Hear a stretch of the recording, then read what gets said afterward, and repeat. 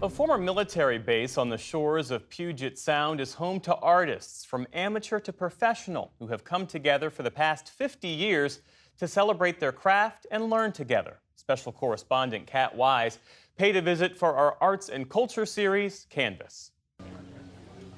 On a sunny summer afternoon, lines began to form on the grounds of Fort Worden State Park in Port Townsend, Washington. At 4 p.m. sharp, check-in began for Fiddle Tunes, a week-long program celebrating diverse styles of fiddle music.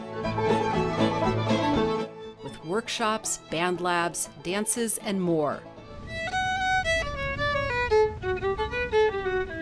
Many of this year's 600 participants, from locals to those who traveled in from around the country and overseas, have been returning year after year since the program began in the late 1970s. How was your dad? On opening day, old friends reconnected and started to jam. Fiddle Tunes is one of more than 250 art events put on each year by the nonprofit Centrum Foundation. What we say here is that we're really about immersive experiences in the arts. Robert Berman is the organization's executive director. Founded in 1973 by Washington State and partner agencies, Berman says the goal was to create a thriving center for the arts and lifelong learning. The World War I era former military fort at the entrance to Puget Sound, largely empty at the time, provided an ideal home. The students that come here range from age 4 to 98, but it's a residential experience. They're in community for an entire week, and they live and they learn and they eat together. It's about personal growth and learning, and we try to share skills and pass culture and tradition from one generation to the next. This year marks Centrum's 50th anniversary of year-round programs, which include exhibits, concerts, artist residencies, and educational programs for migrant youth and others. What they learn when they come here is to take risk, and they discover that they're capable of things they never would have tried otherwise. Over the years, acclaimed artists have served on the faculty, including author Margaret Atwood and vocalist and musician Rhiannon Giddens. Others, like jazz vocalist and pianist Diana Krall, got their start at Centrum. 1E3 2 1 2 3 E. Tuition costs about $600. Optional meals and housing are another $600. Last year, 224 scholarships were given out. I think there's a whole lot of writers now that I would really like to find scholarships for. Poet Gary Copeland Lilly is the artistic director of Centrum's Writers Conference.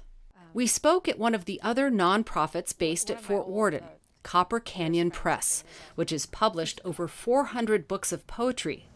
This is one of your favorites? Yeah. Including one of Copeland Lilly's. He says what sets the writing workshop apart from other programs is a focus on craft and community. Here, it's only about the writing. We just love what we do and stuff, you know. And we love being around each other. I mean, it's the most non-competitive writers group I've ever been around. There's a similar vibe during Fiddle Tunes Week, where love for the toe-tapping art form that's drawn people together for hundreds of years is spreading to younger generations.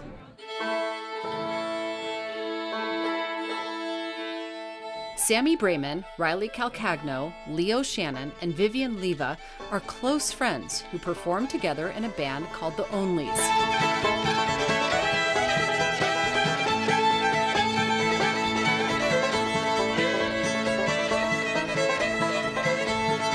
Sammy, Riley, and Leo, who grew up in Seattle, have been coming to Fiddle Tunes since they were kids.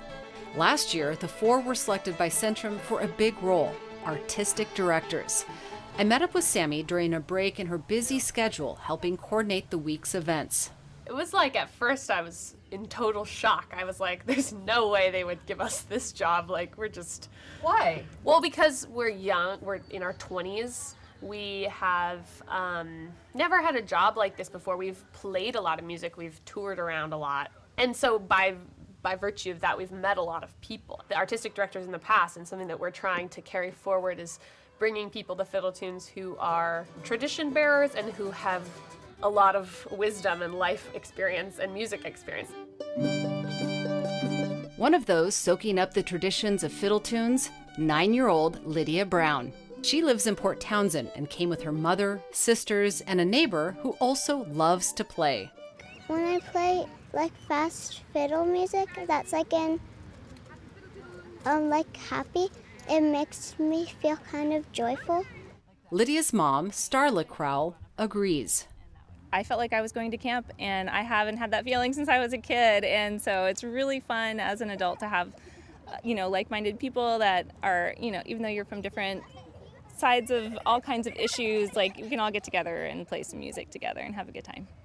Robert Berman says those connections are a big reason why people keep coming back. The best thing of all is this multi-generational programming teaches young and old to respect and listen to one another in ways that in the normal world you don't encounter very often.